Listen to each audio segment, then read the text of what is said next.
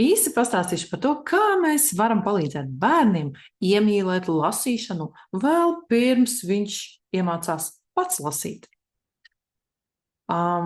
Šeit mums jāsaprot, ka bērns iemīl nevis burtus, bet pašu pieredzi, kas ir saistīta ar grāmatu. Un pirmsskolas vecumā bērnam ir jāpiedāvā ritmiski teksti ar atkārtojumiem. Viņiem jāpiedāvā košas ilustrācijas. Un, protams, tās tēmas, kuras interesēs pašu bērnu. Kādas tēmas interesē bērniem pirmskolas vecumā? Kāpēc jātīra zobiņi? Kāpēc jāmazgā rokas? Kāpēc nevar bļaut mežā? Kāpēc lācis guļ ziemas miegu? Kāpēc zāle ir zaļa? Kāpēc rudenī lapas dzeltē? Daudz dažādu tēmu. Un mēs piedāvājam grāmatas, kuras bērns var pats turēt, pats var šķirstīt un pats var pētīt. Pētījumi rāda, ka literārie darbi attīsta uzmanības koncentrēšanos, iztēli un fantāziju, klausīšanās prasmes, domāšanu un, protams, emocionālo līdzi pārdzīvojumu. Kad bērns klausās pasaku, viņš iemācās priecāties, viņš iemācās skumt, viņš iemācās vērtēt, viņš veido savu attieksmi pret pasauli. Un šeit mums ir jāņem vērā viena svarīga lieta. Katrs bērns mācās dažādi. Mums ir 3 bērnu un cilvēku kategorijas. 3. Ja, tad vizuāli, audiāli un kinestētiķi. Ko tas nozīmē? Tas nozīmē to, ka vizuāli, piemēram, uztver lielas, skaistas ilustrācijas. Viņiem ir jāpiedāvā košas grāmatas, kur ir daudz attēlu. Viņiem jāpiedāvā krāsojamās grāmatiņas.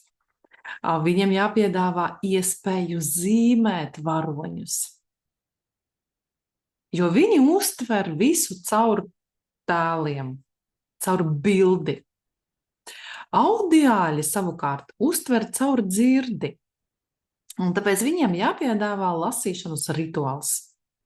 Vai nu uz nakti, vai nu dienā, pirms diendusas jāpalasa grāmata. Šeit ir jāstrādā ar balsi. Bērns ļoti uztver intonāciju. Šeit var izmantot dziesmas, dziedāmās pasakas, vai dziesmiņu pirms pasakas lasīšanas. Pasaku var lasīt arī skaļi, pats bērns. Ja? Jāpiedāvā bērnam arī palasīt un skaļi. Kinestētiķi ir tie, kas uztver caur tausti, caur kustību. Ja, un tāpēc kinestētiķiem mēs piedāvāsim kustību. Mēs piedāvāsim pārģērbšanos par varoņiem. Mēs piedāvāsim pirkstu lellītes. Mēs piedāvāsim būvēt štābiņus no krēsliem. Mēs piedāvāsim arī tematiskās ballītes. Ja? Lūk,